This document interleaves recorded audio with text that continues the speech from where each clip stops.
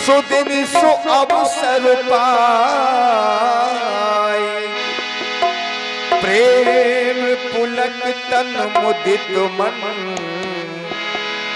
गुरु ही सुनायऊ जाए, गुरु ही सुनायऊ जाए। दीनों पर दया करने वाले भक्त वत्सल कृपा निधान प्रत्येक जनमानस के जीवन में ज्ञान रूपी दीपक को जलाने वाले पूज्य प्रकाशक इस दशरथ का अभिनंदन प्रणाम स्वीकार हो, प्रणाम स्वीकार हो। आराध्य संसार में चलने वाली अनेकानेक प्रकार की माया रूपी हवाओं ने मेरे हृदय के कमल को कुंठित कर दिया है। शेष जलाभाव में यह हृदय नम्र होकर के आपसे आशीष जल की कामना करता है। मेरे उर के कमल को खिलाने की कृपा करें मेरे आराध्य, मेरे उर के कमल को खिलाने की कृपा करें। उर का कमल खिला दो,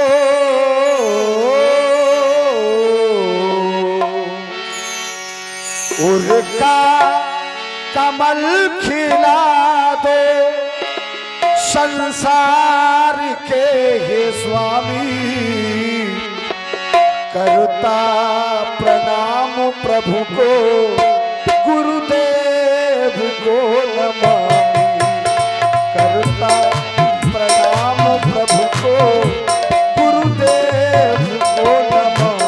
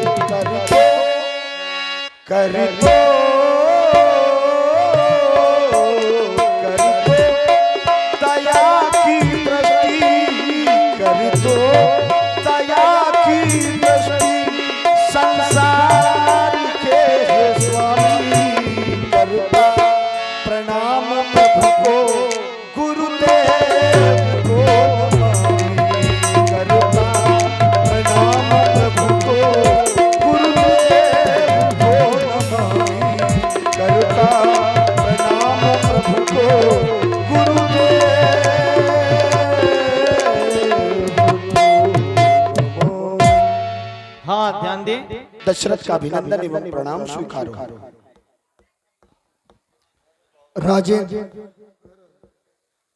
तुम प्रणाम कर रहे हो, और वैसे भी जो व्यक्ति किसी को प्रणाम करता है, प्रणाम करवाने वाला व्यक्ति आशीर्वाद स्वरूप कुछ कहे या फिर ना भी कहे, तो प्रणाम करने वाले व्यक्ति को 4 चीजों की प्राप्ति हो जाती है। अभिवादन शीलस्य नित्यम वृद्धे पिसेविनः चत्वार तस्य वर्धन्ते आयु विद्या यशो बलम। यदि प्रणाम किया जाए और आशीर्वाद स्वरूप कुछ ना भी कहा जाए, तब भी व्यक्ति आयु विद्या यश और बल को प्राप्त करता है। मैं विचार करता हूं तुम्हारे जीवन पर, क्या तुम्हारे जीवन में आयु की न्यूनता है? तो नहीं, तुम्हारी आयु भी 60,000 वर्ष की हो चुकी है। यश, जिसे संसार में चक्रवर्ती सम्राट कहा जाता हो, ऐसे नृपाल हो तुम। चक्रवर्ती कोई साधारण राजा नहीं होता। जहां से सूर्य के चक्रों का उदय हो और जहां पर अस्त हो, ऐसी दिशाओं में, 10 दिशाओं में जिसका राज चलता हो, वो होता है चक्रवर्ती सम्राट। आप ऐसे राजा हैं। आपका यश तो केवल मृत्यु लोक में नहीं, यहां तक कि स्वर्ग में भी आपका यश है, क्योंकि आपके सखा देवराज इंद्र सुरपति बसहि बाहु बल जाके, देवताओं का राजा इंद्र भी आपके भुजाओं के बल पर निवास करता है। और आपके सम्मान में महाराज अर्ध सिंहासन सुरपति दे, अपना आधा सिंहासन ये हमारे बड़े भैया आसाराम बाहु बल जाके आपके सम्मान में, ये आपका यश बता रहा हूं, आपके सम्मान में अर्ध सिंहासन सुरपति दे, अपना आधा सिंहासन आपके सम्मान में दे देता है, तो आपका यश भी कम नहीं है। पुत्र नहीं थे तो आज समय वो है कि 4 पुत्र हैं। अयोध्या कोई साधारण नहीं, देवताओं की नगरी अमरावती भी आपकी अयोध्या की बराबरी नहीं कर सकती। ऐसे राज्य के आप राजा हैं, फिर आपको आशीर्वाद स्वरूप दिया क्या जाए? फिर भी मेरे हृदय के उद्गार कहते हैं, राजन की परवाह नहीं मिले जग के वैभव। अब तुम्हें किसी चीज की इच्छा नहीं है, परवाह नहीं मिले जग के वैभव, पर जीवन में सुख सारा रहे। कभी राम ना चाहिए इन विभूतियों को, पर भूषित तव गृह द्वारा रहे। अरमान यही निज पूर्वजों के, यह उज्जवल वंश सितारा रहे। इस उज्जवल वंश सितारा रहे के चक्कर में आपने बड़ा परिश्रम किया है। हाँ, क्योंकि अब उज्जवल वंश कैसे होगा? जब वंश चलेगा तो कोई संतानें होने नहीं चाहिए। आपके कोई संतान नहीं थी, वंश का दीपक बुझने वाला था, लेकिन आपने प्रयास किया, परिश्रम किया, तो जगमगाने लगा। उज्जवल वंश सितारा रही हमारी बात, तो हम रहे या ना रहे इस जग में, पर आशीष यही हम ऋषियों का, यही तो ऋषि होते हैं, जय आशीष यही हम ऋषियों का। यह देश स्वतंत्र तुम्हारा रहे, यह राष्ट्र स्वतंत्र तुम्हारा रहे, तुम्हारा अखंड कल्याण हो। आने का कारण क्यों नहीं मुनिवर? काहि भुवाल सुनिए मुनि नायक, भय राम सब विधि सब लायक। बस यही दृश्य ही आगे की संपूर्ण कथा का सूचक है। हाँ, ध्यान दे, ये हमारी बहन आकांक्षा कुशवाहा, इनके मन पुष्पमुद्राओं से। आज आपने मेरे आने का कारण पूछा है पूज्य गुरुदेव। यह दशरथ अपने कारण को अवश्य ही प्रकट करेगा। महाराज, जिस समय मैं अयोध्या की गलियों से निकलता हूं, एक और मेरे मित्र खड़े होते हैं, एक और मेरे शत्रु खड़े होते हैं। जिस समय मेरे साथ मेरा राम जा रहा होता है, तो मेरे शत्रु राम को ऐसे देखते हैं जैसे राम को मैं देखता हूं, लेकिन मेरे मित्र राम को ऐसे चाहते हैं, ऐसे प्रेम करते हैं जैसे राम को आप चाहते हैं। यह सब देखने के बाद मुझे ऐसा लगा कि राम ने सब कुछ प्राप्त कर लिया है, बेचारा भय राम सब विधि सब लाया। राम सब विधि से योग हो गया है, लेकिन दशरथ अब आगे का कैसे पाएगा, वो तो आप ही संभव कर सकते हैं, क्योंकि सिद्धांत कहता है, व्यास जी कैसे कहता है, जे गुरु चरणों, दुनिया में सब कुछ ऐसे नहीं मिल जाता है, और ये सोचने वाले बहुत थे, बहुत आए, बहुत चले गए और बहुत भटक रहे। दुनिया में अगर कुछ भी मिलता है तो ऐसे मिलता है, कैसे, जे गुरु चरणों रेणु सिर धरहि, तेजन सकलो विभव बस करहि। जो भी व्यक्ति अपने गुरु के चरणों की धूल को माथे से लगाता है, वही कुछ पाने का अच्छा हकदार माना जाता है। और ये मैं किसी की कही हुई बात नहीं कहता हूं, मोहि समोया, किसी दूसरे का बोलने से अच्छा है दूसरे का जूठन मत खाओ, अपना ही खत्म कर लो, बहुत है। मोहि समोया अनुभयऊ न तुझे,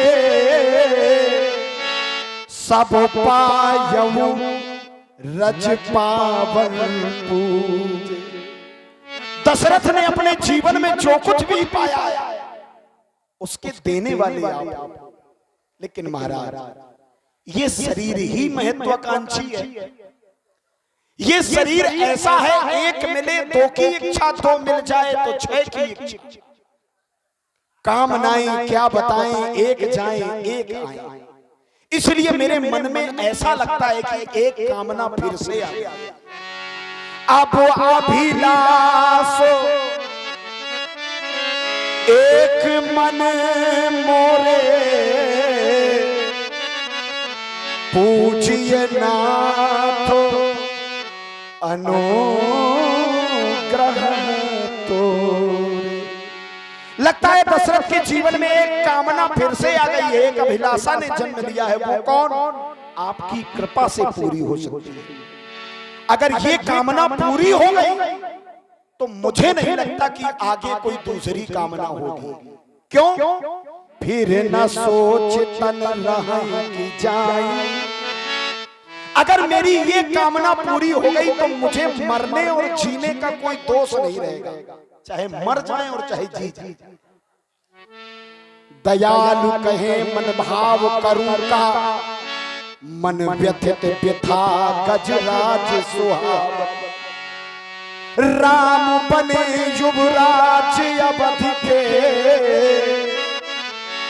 जग पावन वह मनोज न सावन। जग पावन वह मनोज न सावन। कहे महाराज मेरी इस अभिलाषा का क्या होगा? राजन,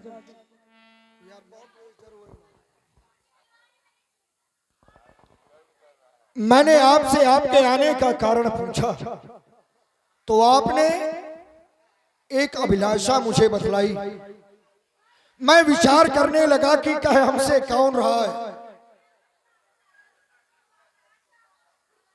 आपने एक अभिलाषा हमसे कही। देखिए शोरगुल नहीं, अब सुनो थोड़ा सा। जब समय से बन जाता है तो समय से। राजन राउर नाम अच सब अभिमत दातार, फल अनुगामी महिप मन अभिलाष तुम्हारा। इस संसार में यदि किसी को फल अनुगामी कहा गया है तो वो केवल तुम हो। और फल अनुगामी कहा किसे जाता है? फल अनुगामी होता कौन है? तो फल अनुगामी वो होता है जिसके हृदय में कार्य की इच्छा बाद में जन्म ले, वो कार्य ही पहले हो जाए, उसे कहते हैं फल अनुगामी। कि कार्य की इच्छा जन्म ना ले, वो कार्य हो जाए। और इधर तुम अपनी अभिलाषा कह रहे हो, और फिर तुम्हारे लिए तो विशेष, क्योंकि मंगल मूल राम सुत जासु, जो कुछ करें थोड़े शब्द सो। यदि आप जो भी करना चाहते हैं संसार में वो सब थोड़ी है, क्योंकि राम जैसा तुम्हारा पुत्र है राजन, ये विशेषता है। लेकिन एक बात की हम तुम्हारी विचार करते हैं और बड़े चिंतन में पड़ जाते हैं। तुम कह रहे हो कि राम सब प्रकार से, सब विधि से, और देखिए सब ये बहुत थोड़ा नहीं होता, जो ये सब शब्द है, सब ये सब शब्द बहुत कहने में छोटा है, लेकिन सब में बहुत कुछ आता है, सब में बहुत कुछ आता है। सब विधि भय राम सब लायक, राम सभी लायक हो गए हैं। तो राजन मैं तो ये कहता हूं कि जब राम सब लायक है तो फिर राजा क्यों बना रहे? राजा बनाना क्या कोई विशेष बात है क्या? जो सब कुछ जान जाते हैं, सब कुछ पहचान जाते हैं, वो राज को ठोकर मार देते हैं भाई। जो सब कुछ जान जाते हैं, सब पहचान जाते हैं, तो बड़े से बड़ा राज भी उन्हें तुच्छ लगने लगता है, पर त्याग कर देते हैं। अरे केवल राज नहीं, अपने सगे संबंधी छोड़ देते हैं, परिवार छोड़ देते हैं। कौन? बोले जो सब कुछ जान जाता है, जो सब लायक हो जाता है। अरे तो फिर राज के चक्कर में राम को काहे फांस रहे हो? अरे 3 और हैं, किसी और को बना दो राजा। पूज्य गुरुदेव, आपने कहा यदि सब लायक हो गया है तो राजा ही काहे बना रहे हैं? अब लड़का विवाह के लायक हो जाएगा तो विवाह वही किया जाएगा। भाई पुत्र मेरा है, घर का बड़ा पुत्र है, अब वंश वो नहीं चलाएगा, राज्य गद्दी वो नहीं संभालेगा, तो पड़ोसियों के भरोसे छोड़ दे। नहीं आप बताइए। भाई कह रहे हैं कि सब लायक हो जाए तो उसे राज नहीं करना चाहिए। अरे हाँ, सभी विद्याएं उसके पास आ गई हैं, अब वो मेरे जो काम थे वो सब संभालने की योग्य हो गया है। अब वो नहीं संभालेगा तो पड़ोसी संभालेगा। तो वही आकांक्षा मेरी है कि अब मेरी उम्र तो देखो, मेरी आयु तो देखो, जो काम जवानों को करना चाहिए वो बुढ़ों को शोभा नहीं देता है, नहीं देता। इसलिए मेरी दशा क्या है, किस प्रकार से? हे देव उतरता जाता है सर से यह प्रेत जवानी का, देखिए सूखता जाता है यह अपना खेत जवानी का। मेरे शरीर से जवानी, मेरा यौवन अवस्था समाप्त हो रही, मैं वृद्धावस्था की ओर अग्रसर हो रहा हूं। अब मेरी उतरती आयु है तो मेरे बाद के काम तो मेरा पुत्र ही संभालेगा। तरुणाय अवस्था अब जानी है, यह वृद्ध अवस्था अब आनी है, मेरे सोने ही सोने में हो गई चांद ये चांदी है। अब ये बाल भी सफेद हो गए, कानों से सुनाई नहीं देने लगा, आंखों से कम दिखाई दे रहा है, तो मेरे बाद मेरा पुत्र ही राज चलाए। महाराज पिछले पुरखों की तरह नाथ अब मुझे तपोवन जाने दे। यदि मेरा बेटा राम सब विधि से योग्य हो गया है तो पिछले पुरखों की तरह नाथ अब मुझे तपोवन जाने दे। हो गया राज्य के योग्य राम, अब उसको राज चलाने दे, अब उसको राज चलाने दे, अब उसको राज चलाने दे। नाथ राम करी ये युवराजू, कहिए कृपा करिए करिए समाज, कहिए कृपा करिए समाज।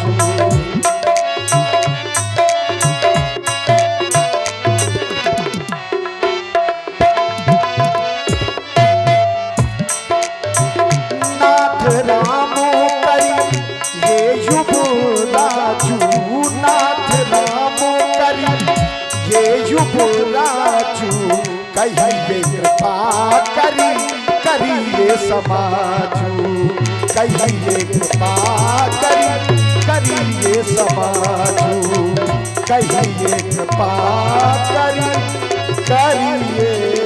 समाज। बहुत सुंदर। राजन, यदि तुम इस प्रकार से मुकरने लगे तो फिर हमारी तो उम्मीदें ही समाप्त हो जाएंगी। तुम्हारे जैसा व्यक्तित्व यदि मुकरने लगे तो फिर हम भरोसा करेंगे किस पर भाई?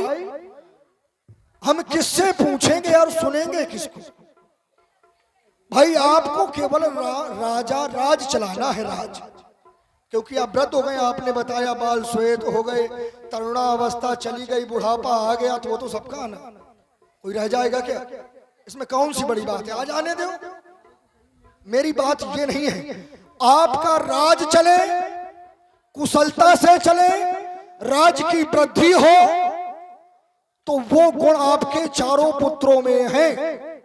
चारों रूप, चारों देखने में सुंदर, चारों रूपशील गुण, जिन्हें शीलों को गुण कहा जाता है, ठीक, वो भी है। चारों रूपशील गुण धामा सभी हैं, और सभी ने विद्या धन भी की। गुरु ग्रह पढ़न गए रघुराई, अल्पकाल विद्या सब आई। तो जब सब आई तो सभी के आई, विद्या सब आई और सभी के आई, केवल व्यक्तिगत नहीं है। अभी तक कोई भी काम विभिन्न नहीं हुआ, विवाह भी सबके हो गए। तो राज चलाना है। अच्छा, एक प्रश्न है समाज में, एक पद होता है, राज एक पद है, और राजा से भी बड़े होते हैं, राजा से छोटे भी होते हैं, फिर उनसे छोटी भी होती है, ये पद है। अब हमारी शिक्षा एक साधारण कर्मचारी बनने की हो, और वही दूसरे बालक की शिक्षा उससे और ऊंचा अधिकारी बनने की हो, तो बताओ माता पिता उसको ऊंचा वाला अधिकारी बनाएंगे कि सामान्य वाला?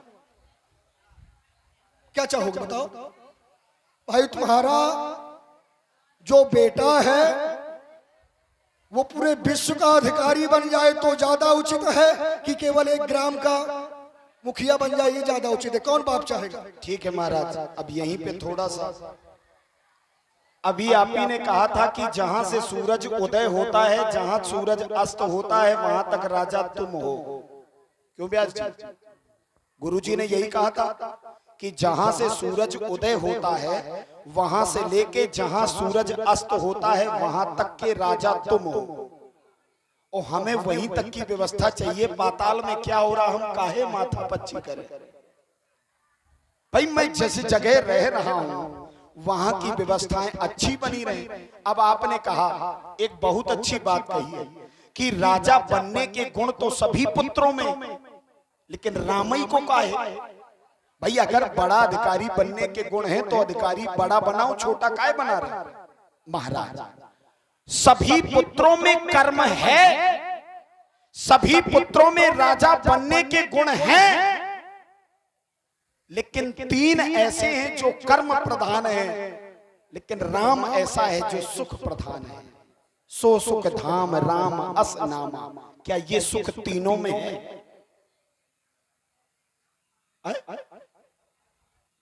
विश्व भरण पोषण कर जोई, ताकर नाम भरत अस होई, जाके सिमरन ते रिपुनासा, नाम शत्रुघ्न वेद प्रकाशा।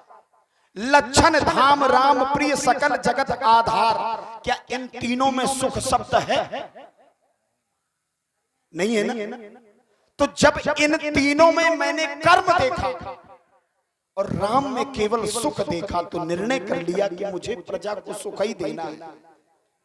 क्योंकि जास राज प्रिय प्रजा दुखारी। जिस राजा के राज में प्रजा दुखी रहती है वही राजा नरक का गामी होता है।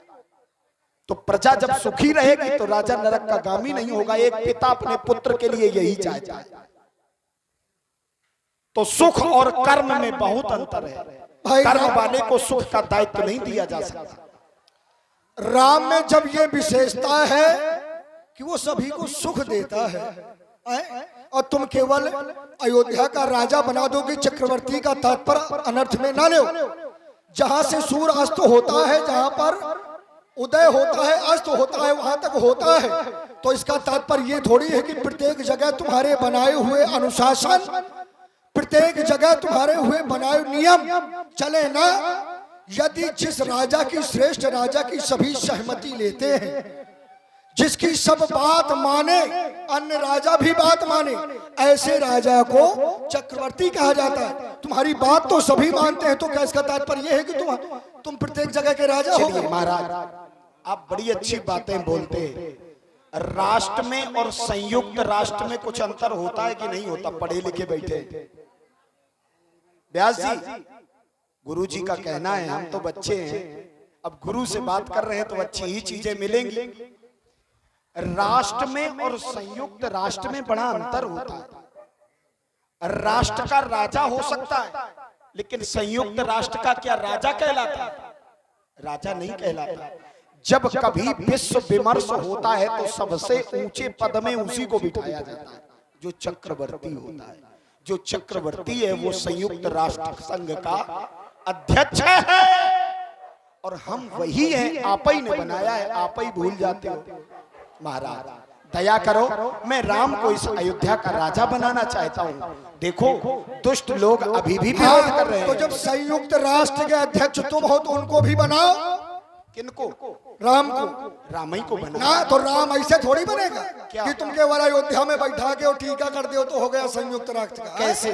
तुम ना ऐसे थोड़ी हो जाता ना। कैसे? ऐसे नहीं होगा। कैसे? राम क्या है? सो सुख धाम, सुखों का धाम। केवल सुख नहीं, और जो आनंद सिंधु सुख राशि। अरे ये संसार की दिखावटी वस्तुएं अपनी प्रजा को देकर क्या तुम उन्हें उस परम धाम की प्राप्ति करवा सकते हो क्या?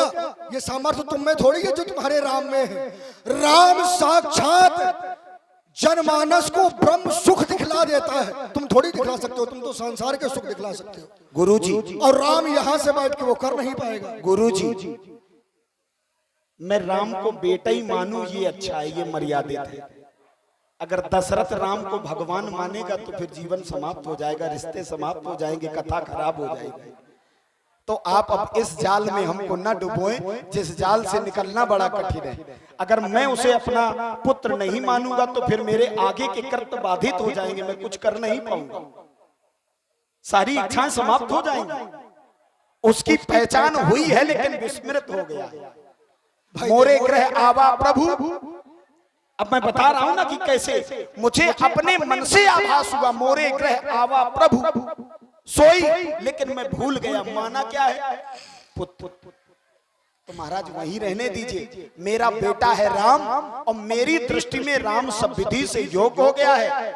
आज्ञा हो तो उन्हें अयोध्या का युवराज पद रिक्त पड़ा है, उस पर आसीन कर दो। अरे भाई, मैं तो पहले कह चुका हूं कि जो तुम करते हो वो सब छोटी है, लेकिन मैंने सीधे से केवल 2 शब्दों में ये पूछा था कि राम को ही क्यों राजा बना रहे हो? क्योंकि तो राम सुख का धाम है। उतने में तुम बहुत देर तक घूमे।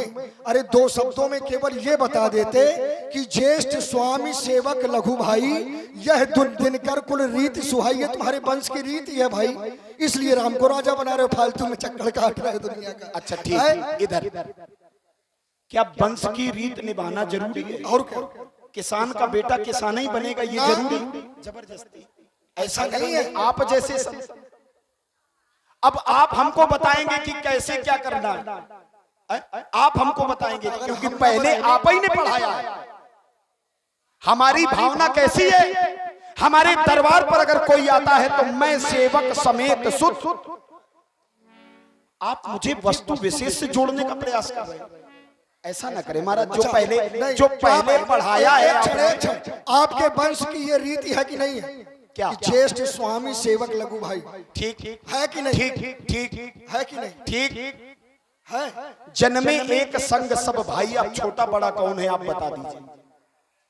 नहीं, जन्मे एक संग सब भाई, चारों एक साथ जन्मे हैं। अब इनमें बड़ा कौन है आप और बताओ। ये हम नहीं बता पाए तो फिर कोई नहीं बता पाएगा। कैसे? सुनो, अब ऐसे सुनो, क्योंकि नामकरण तो हमने किया है भाई। अच्छा, सो सुख धाम राम असनामा, अखिल लोक दायक विश्रामा है। ये क्या है? जो आनंद सिंधु सुख राशि, सी करते त्रिलोक सुपासी, सो सुख धाम राम असनामा। ये प्रथम क्रम में नाम किसने किया? ठीक ठीक ठीक। अब हमारी बात पर विश्वास एक क्षण जिस नाम रखने वाला बताया। एक क्षण महाराज, आपने राम में क्या देखा जब उसको बड़ा माना? ये भी सुनो, इधर पूरी बात सुन लीजिए, फिर बोलिएगा, बड़ा अच्छा लगेगा। क्योंकि इनको आनंद मिलना चाहिए जो खर्च किए बैठे हैं। यहाँ तो दिन भर लिया जाता है और 24 घंटे लिया जाता है। आपने राम में क्या देखा जब राम को बड़ा घोषित किया? क्या देखा? सो सुख धाम। क्या देखा? राम में सुख है और पूरा धाम है, राम सुख का समुद्र है। तब आपने राम को बड़ा माना है। आप भरत का नाम पहले ले सकते थे, लेकिन नहीं लिया। आपने देखा क्या? सो सुख धाम राम असे नामा, अखिल लोक दायक विश्राम। अब रुक जाओ, बस यहीं पर रुक जाओ। आपने क्या देखा? सुख धाम। नहीं, हमने नहीं, आपने देखा। हाँ, हमने भी देख लिया बड़ा, लेकिन हमने इससे भी बड़ा देखा भाई। क्या? तुमने धाम माने क्या होता है? क्या? धाम एक स्थान हो सकता है भाई। अब ये मतलब नहीं कि बहुत छोटा हो। अरे धाम, सुन लो, पूरे ग्राम को भी धाम कहा जा सकता है, या इससे अन्य क्षेत्र। तो धाम एक सीमित हो सकता है, लेकिन मैंने उससे बड़ा देखा जब आ कहा है बड़ा। जो आनंद सिंधु, सागर की सीमा क्या है बताओ? सागर धाम से बड़ा हो सकता है कि नहीं? सागर की सीमा अमान्य है, सागर सागर है? तो जो आनंद सिंधु, आनंद के सागर है, जो आनंद सिंधु सुख राशि, सुख तो है सुखियों की राशि, ऐसा विशेष देखा जब मैंने बड़ा कहा। चलिए, बहुत सुंदर महाराज। आपने कहा हर स्थान को धाम कह सकते हैं क्या? अगर हर स्थान को धाम कहते तो धाम चार ही काहे होते, हजारों न होते। फिर काहे कहते हैं चार धाम? अगर हर स्थान धाम होता, धाम देखिए, घर को भी धाम कह दिया गया है, घरों को। बड़ी अच्छी बात है, गुरुजी हमारे बहुत अच्छा बोलते हैं। गुरुजी से अच्छा कोई नहीं समझा सकता। अब ये कहां से जोड़ रहे हैं? धाये धाम काम सब त्यागी। धाम मंदिर को भी कहा जा सकता है। सुनो तो महाराज, अब तुम लोटा को सागर तुम कह के दिखाओ। चलिए, कोई बात नहीं, लेकिन अगर धाम की खोज करनी है तो सप्त समुद्र का आनंद ही चारों धाम है, ये लिखित है। जो सप्त समुद्रों का आनंद है वही चार धाम है, और सप्त समुद्र ही विश्व है, सप्त समुद्र ही संस्कृति है। नहीं तो जम्बूद्वीपे भारत खंडे आर्यावर्ते देशांतर्गते अमुक क्षेत्रे अमुक नक्षत्रे, खत्म हो जाएगा। ठीक? तो महाराज ऐसा है, पढ़ाया आपने, अब आप ही के सामने प्रयोग करें तो बड़ा बुरा लग रहा है। इसलिए मैं चाहता हूं राम को राजा बनाऊं कि ना बनाऊं। अच्छा बुरा प्रयोग अपनों के साथ कर लेना चाहिए, तो बाहर जाने में सुविधा हो जाती है। हाँ, नहीं तो बाहर का आदमी फिर बुरा कहने लगता है। चलो, हमें उससे कोई समस्या नहीं है। तुम जो सोचोगे अच्छे सोचोगे, क्योंकि ज्ञानी हूं, और ज्ञानी कभी अनुचित नहीं सोचता। लेकिन मेरे हृदय के विचार मैंने प्रथम में कहा था, और इस बात पे चर्चा फिर कभी होगी। हाँ, नहीं, ये बड़ी आवश्यक है। गुरु जी, चारों में बड़ा कौन है आप बता दीजिए। राम। हाँ, राम। किस लिए? अब बताओ, मैंने इतनी बार बताया। विशेषता यानी तुम राम को धाम गिना रहे हो, मैं राम को सागर कह रहा हूँ। राम सुखों की राशि है। आपने ही प्राथमिकता दी है। धाम शब्द देके जय आए, सो सुख धाम, भंडार, भैया मंदिर को कहा जा सकता है, बहुवचन, लेकिन लोटा को सागर नहीं कहा। तो राम बड़ा है। अगर राम बड़ा है तो चलिए, ये भी बात अच्छी है कि ज्येष्ठ स्वामी सेवक लघु। तो ये तो हम पहले बता चुके हैं। नहीं, आप बता चुके हैं, लेकिन आपने निश्चित कर दिया ना कि राम बड़ा है। हमको तो ये पता था कि जन्मे एक संग सब भाई, हमको बड़ा छोटा नहीं पता था। अब आपने कहा कि राम बड़ा है, तो ये हमारे कुल की मर्यादा है कि बड़ा ही राजा बनता है, छोटे तो सेवक बनते हैं। वो तुम पहले बता रहे थे। तो क्या करना चाहिए? अब तुम ये करो, क्या? बेग विलंब न करिए नप साजी सब ही समाज। जल्दी करें। लेकिन उससे पहले क्या? अच्छा, तुम जंगल काहे के लिए जाओगे? हम ये भी बात अच्छी है। हमने कहा था, इधर देखा, इन ऋषियों की वाणी पर विचार किया तो कहा, चौथे पन जाई नृप कानन। चौथी अवस्था में राजा को कानन माने वन जाना चाहिए। किस लिए? गृहस्थ का त्याग और वानप्रस्थ की प्राप्ति। यानी अब इसका भी और बृहद कर दिया जाए तो इंद्रियों के सुख को छोड़ करके आत्म सुख की ओर बढ़ना, यानी कि इंद्रिय सुख हमारा गृहस्थ है और आत्म सुख हमारा वानप्रस्थ है। तो मैं चाहता हूं कि गृहस्थ छूटे तो माया के 10 स्थान छूटे, जननी जनक बंधु सुत दारा, तन धन भवन सुहद परिवारा, और आत्म सुख की ओर बढ़ूं, यानी परमात्मा को आनंद की ओर बढ़ूं। बस इसीलिए बन जाना चाहता हूं। सब कुछ घर में रखे हैं, अब ढूंढने जा रहे हैं। कैसे? क्यों? अच्छा, तुम परमात्म सुख के लिए जा रहे हो जंगल में? नहीं, आत्म सुख के लिए। अच्छा, आत्म सुख के लिए। तो आत्म सुख कब होता है? क्या परमात्मा से विलग होकर आत्मा में सुख प्राप्त हो सकता है क्या? कैसा? परमात्मा से दूर जाकर क्या व्यक्ति को आत्म सुख मिल सकता है? नहीं। एक धर्मात्मा व्यक्ति को सांप को तुम मणि से अलग कर दो, कह दो जाओ खुश रहो, तुमको जिंदगी में कोई मारेगा नहीं, चाहे जहां घूमो, तो बताओ क्या उसका जीवन हुआ? क्योंकि तुम्हारी मणि तो वहीं पर रह गई।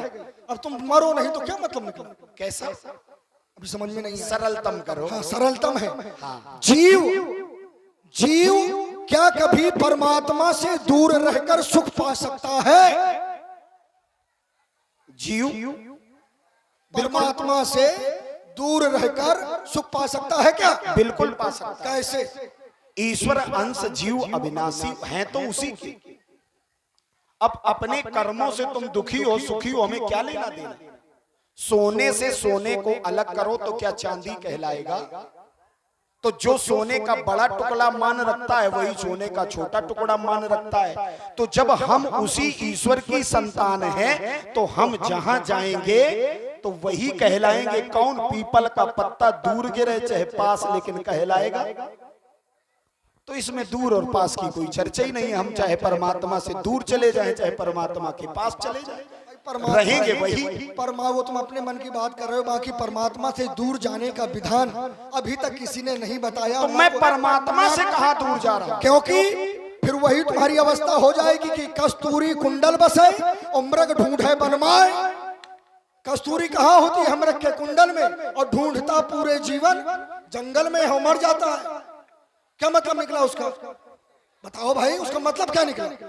आए परमात्मा है घर में, सब कुछ छोड़ के जाओ, शरीर को कष्ट दो और जंगलों में घूमो तुम, तो बताओ इसमें तुम्हें कौन सा सुख मिलेगा? चलिए महाराज, आपने मेरी बात को गंभीरता से नहीं सुना।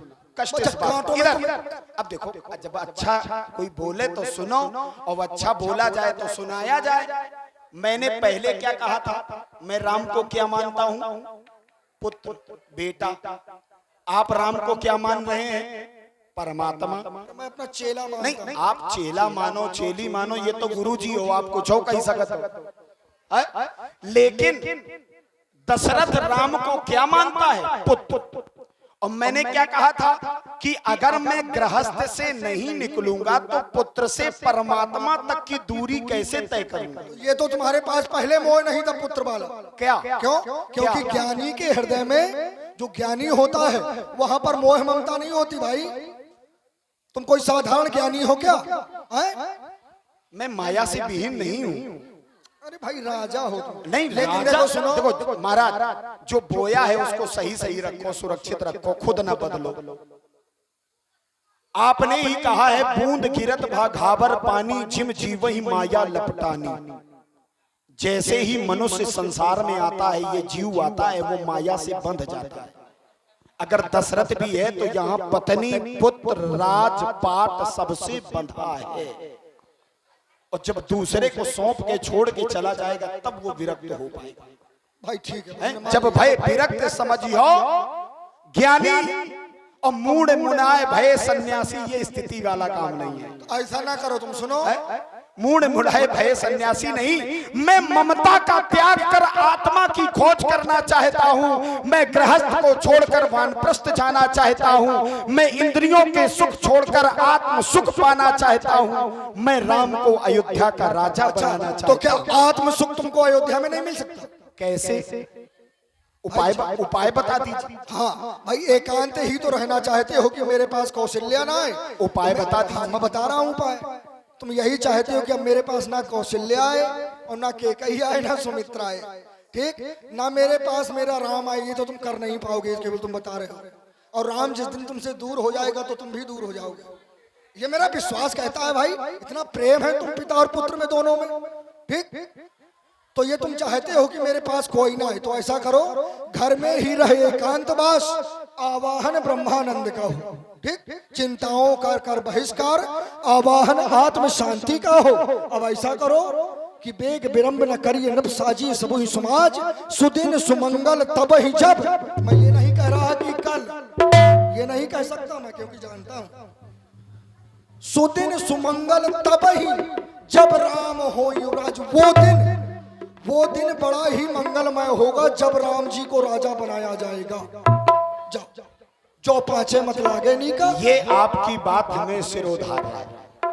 आप हमें जंगल नहीं जाना देना चाहते हैं, हमें घर में ही रहना चाहिए। यानी कि अभी समय समाप्त नहीं हुआ, अभी इंद्रिय सुखों की ओर हमारा आकर्षण रहेगा, इसलिए हमें यही रह करके आनंद लेना चाहिए। कौन? राम के राजा बनने का। महाराज, समय आने पर मैं पुनः आपके आशीष वचनों को प्राप्त करूंगा। इस वजह से तुम्हें मना कर रहा हूं कि समय अपने घर से और अपने राज्य से बाहर ना जाएं, क्योंकि नाना प्रकार के समय रोग चल रहे हैं। कोई आंखों में होता है, कोई सीमा पार करके निकल जाता है, तो सीमा में रहो सब कोई भला। नहीं, इधर तो रोगों की कोई चर्चा नहीं है। जाओ, योग के सामने रोग का कोई स्थान नहीं है।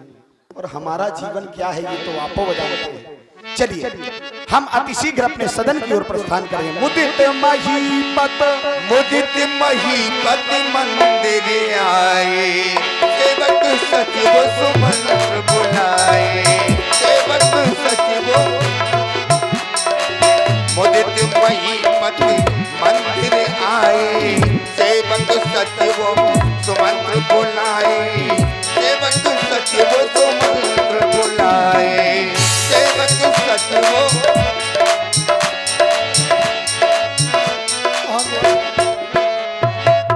सेवक सचिव और सुमंत्र जी, मैं राम को युवराज पद देना चाहता हूँ। मैं चाहता हूँ तुम सबकी मति होनी चाहिए। जिस किसी काम में 5 लोगों का सहयोग नहीं होता वो कार्य कभी सफल नहीं होता। तो मैं भी चाहता हूँ जो पांचे मत लागे नीका, अगर ये काम 5 पंचों को अच्छा लग रहा हो तो उसे कर लिया जाए। तो हम भी आप हैं वीरेंद्र राजपूत उर्फ मूलचंद दादी द्वारा ग्राम अलरा गौरा से ये 51 पत्र मुद्राएं। साधुवाद, धन्यवाद। जिया हुआ अवधिपति बरस करोड़ी, आपने ऐसे कार्य को अपने हृदय में विचारा है। जग मंगल भल काज विचारा, बेगी नाथ न लाइए वारा। ऐसे कार्य को करने में विलंब नहीं करना चाहिए। सभी की सहमति है। वैसे भी अयोध्यावासी अपने हृदय में विचार करते थे, भगवान शंकर को मनाते थे। सब यही सोचते थे कि वो दिन कब होगा जब महाराज अयोध्या का राजा अपने ज्येष्ठ पुत्र राम को बनाएगा। क्यों नहीं? अगर तुम सभी लोगों की ये इच्छा है तो मैं चाहता हूँ अतिशीघ्र गुरु सदन की ओर सेवक भेज करके राजअभिषेक की जो व्यवस्थाएं हैं वो कर लेनी चाहिए। जाने वाले सेवक, तुमसे हमारे अनमोल वचन हैं। गुरुदेव से मेरा निवेदन कहना, राजा का दायित्व बड़ा है, राम की आयु बहुत छोटी है। राजा की जिम्मेदारी बड़ी है, राम की आयु बहुत छोटी है। जो नियम संयम करने हो वो अगर राम के गृह में जाकर राम को सुनाने की कृपा करें तो महान दया होगी। दशरथ ऐसा ही चाहता है। आज का दरबार समाप्त कर दिया जाए।